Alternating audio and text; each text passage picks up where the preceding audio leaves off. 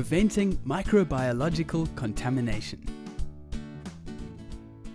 Now that we understand what microbiological contamination is, let's have a look at ways to prevent or limit microbiological contamination in our kitchens.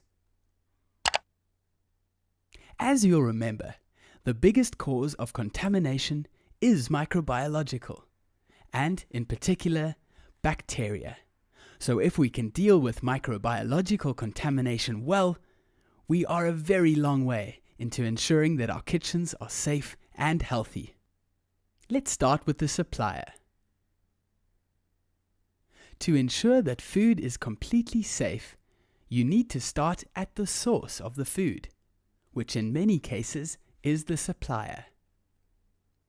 No matter how cleanly you work, or how much you follow the correct procedures, if your supplier stores the food incorrectly, or if the food is exposed to cross-contamination, your food will already be infected before it even arrives at your kitchen.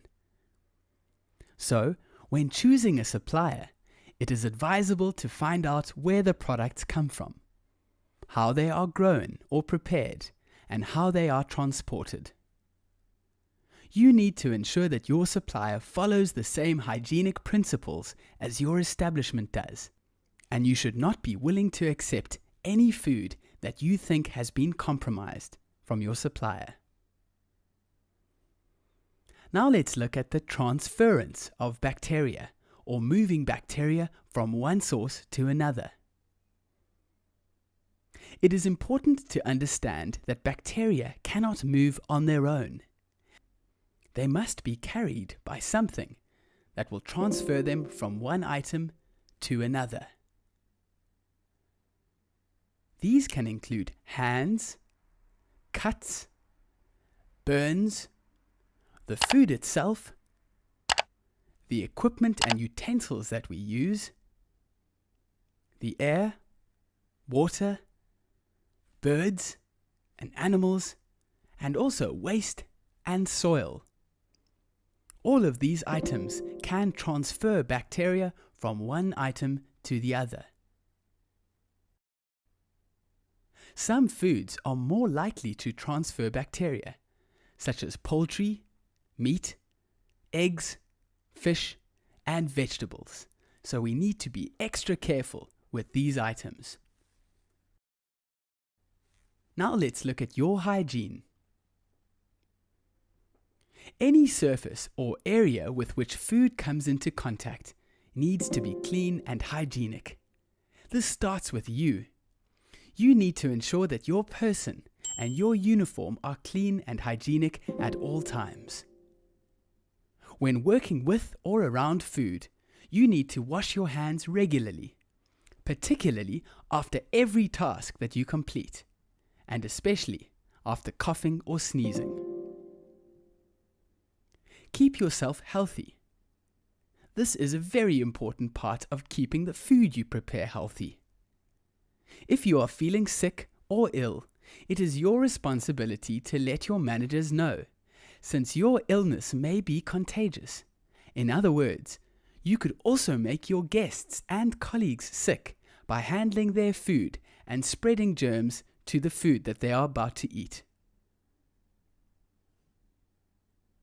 Next, we have to look at food preparation areas. The environments in which food is transported, stored, handled, and cooked needs to be brilliantly clean and hygienic at all times. This includes the surroundings, such as the floors, the walls, the shelves, and cooling areas, and also the equipment that you use to prepare the food. Think of putting a lovely clean piece of meat onto a very, very dirty floor. Would you eat that? Absolutely not. The same goes when thinking about your food preparation areas. Cooked and uncooked foods need to be stored separately to prevent those germs or pathogens in the one from spreading to the other item. Since both cooked and raw foods will be present in the kitchen at any given time, you need to assign separate boards and knives to be used for raw and cooked foods, so that the equipment doesn't transfer bacteria from one to the other. The typical example is preparing raw red meat on a red board with a red knife, and preparing cooked meat on a brown board with a brown knife. Although your colors may be different in your establishment, it shows how important it is to use separate boards and knives for raw and cooked foods alike. Also, assign particular boards to the different food types, and always use these boards with the correct foods. This will prevent bacteria from spreading from the food to the board, and then from that board to other types of food. An example of the color coding system is as follows: a red board for raw meat, a brown board for cooked meat, a blue board for fish, a yellow board for raw poultry, a green board for vegetables and fruit, and a white board for dairy products. Ensure that spoiled or off food and rubbish or refuse are removed from areas in which the food is stored, and that you dispose of all of your waste correctly and hygienically. All the time, this will avoid cross-contamination, and it will stop you from spreading and multiplying harmful bacteria in your kitchens.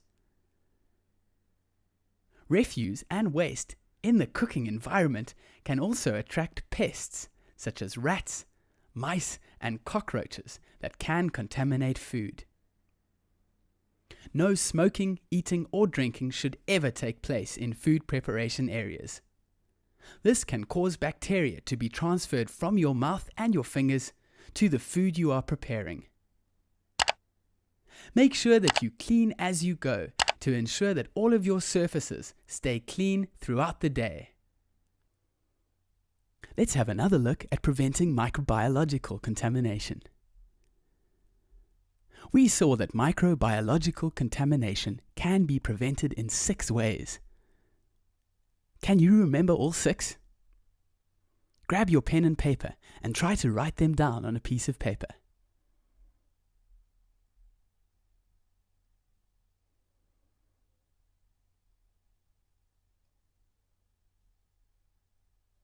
Let's see how many you could remember. Number 1. Your supplier needs to maintain hygienic standards so that the food is uncontaminated when you receive it. Number 2. In everything you do, the transference of bacteria from one area to another must be avoided. Number 3. Your personal hygiene must be perfect.